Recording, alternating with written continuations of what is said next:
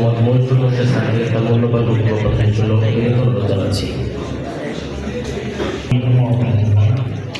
আজকের মহতী অনুষ্ঠানে উপস্থিত ডিস্টিংগুইশড গেস্ট, বিভিন্ন শিক্ষা প্রতিষ্ঠানের প্রধানগণ, আমার প্রিয় শিক্ষার্থী, আমি খুবই আনন্দিত এবং উদ্দীপ্ত যে সেন্টার ফর জাকাত ম্যানেজমেন্ট যে একটি মহতী কাজ করছে আমাদের জাতি গঠন, একটি সুষম অর্থনৈতিক ব্যবস্থা যে আল্লাহ রাব্বুল আলামিন আমাদের জন্য দিয়েছেন, সেই ব্যবস্থা আসলে রাষ্ট্রেরই করার কথা না করে এর অনুপস্থিতিতে সেন্টার ফর জাকাত ম্যানেজমেন্ট আমাদের সমাজে জাকাত সংগ্রহ করে অথবা জাকাত দিতে উদ্বুদ্ধ করে সমাজে একটি সুষম অর্থনৈতিক ব্যবস্থা প্রতিষ্ঠার চেষ্টা করছে। এরই একটি মহতী উদ্যোগ হল শিক্ষায় অবদান। এটি জাকাত সাধারণভাবে বিতরণের চেয়ে কাউকে যদি শিক্ষিত করে তোলা যায়, এটি একটি ফোর্স মাল্টিপ্লায়ার হিসাবে কাজ করে, অর্থাৎ একজন শিক্ষিত ব্যক্তি সমাজে নেতৃত্ব দিয়ে বিরাট ভূমিকা রাখতে পারে।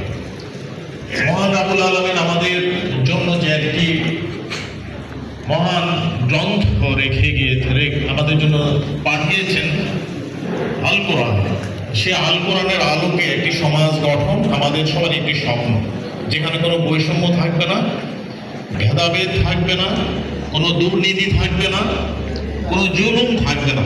এরকম একটি সমাজ গঠনে একটি তরুণ সমাজকে তৈরি করা হলো সবচেয়ে গুরুত্বপূর্ণ। সেন্টার ফর জাকাত ম্যানেজমেন্টের আন্ডারে যেসব প্রতিষ্ঠানগুলো পরিচালিত হচ্ছে, তাতে আমরা সবাই চেষ্টা করছি যাতে আমাদের তরুণ সমাজ এমনভাবে গড়ে উঠুক যাদের মধ্যে উন্নত নৈতিক চরিত্র থাকে, যাদের মধ্যে উন্নত মানের জ্ঞান থাকে, উন্নত মানের আচরণ থাকে, এমনভাবে সার্বিকভাবে তাদেরকে তৈরি করা যারা ভবিষ্যতে আমরা যে একটি ইসলামিক সমাজের স্বপ্ন দেখি সেটি তারাই বাস্তবায়ন করবে। আমরা দেখেছি গত বছরে আমাদের এই তরুণরা কিভাবে আমাদেরকে জাতিকে মুক্তি দিয়েছে। আমি ব্যক্তিগতভাবে আশাবাদী যে আমার সামনে যারা আছে এবং আমরা যাদের নিয়ে কাজ করছি, তারা ইনশাআল্লাহ এদেশে এমন একটি বৈষম্যহীন একটি সমাজ তৈরি করবে যার মূল ভিত্তি হবে আমাদের কোরআন এবং ইসলামিক চরিত্র আমাদের সবার মধ্যে থাকবে।